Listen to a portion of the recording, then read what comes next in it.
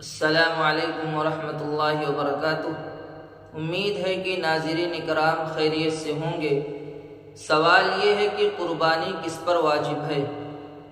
جواب یہ ہے کہ قربانی ہر اس عاقل بالغ مقیم مسلمان مرد اور عورت پر واجب ہے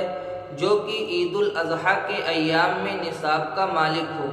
یعنی اس کے پاس 7.5 تولہ سونا یا 52.5 تولہ چاندی یا اس کی قیمت کے برابر پیسہ اس کی ملکیت میں موجود ہو، یا اس کی ملکیت میں ضرورت و استعمال سے زائد اتنا سامان ہو جس کی مالیت 52.5 تولہ چاندی کے برابر ہو، یا رہائشی مکان کے علاوہ کوئی مکان اور جائیداد ہو، یا استعمال کے گھریلو سامان کے علاوہ اتنا سامان ہو جس کی مالیت 52.5 تولہ چاندی کے برابر ہو، یا مال تجارت ہو تو اس پر قربانی واجب ہے۔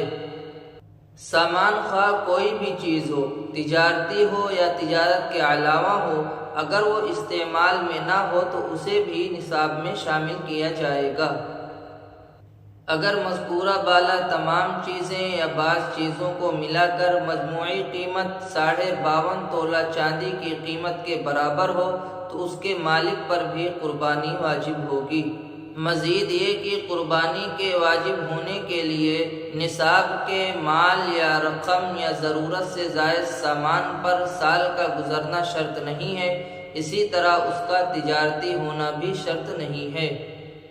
12ویں ذی الحجہ کے سورج کے غروب ہونے کے پہلے اگر کوئی نصاب کا مالک ہو جائے تو اس پر قربانی واجب ہے،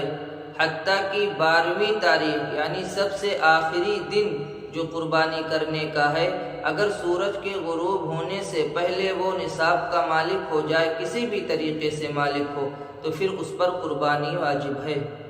ہاں، لیکن یہ بات یاد رکھنی ہے کہ اگر عید الاضحیٰ کے دنوں تک کوئی قرض یا اخراجات واجب الادا ہیں تو اس کو مائنس کر کے پھر نصاب کا حساب لگایا جائے گا۔ امید ہے ناظرین کرام آپ مسئلے کو سمجھ گئے ہوں گے، اور صدقہ جاریہ سمجھ کر اس مسئلے کو شیئر کیجئے۔ ممکن ہے کسی کو یہ مسئلہ معلوم نہ ہو تو مسئلہ معلوم ہو جائے گا، اور اگر قربانی کے تعلق سے کوئی بھی مسئلہ آپ کو معلوم کرنا ہے تو کمنٹ میں اپنا مسئلہ معلوم کر سکتے ہیں، انشاءاللہ اس کا جواب جلد ہی دیا جائے گا۔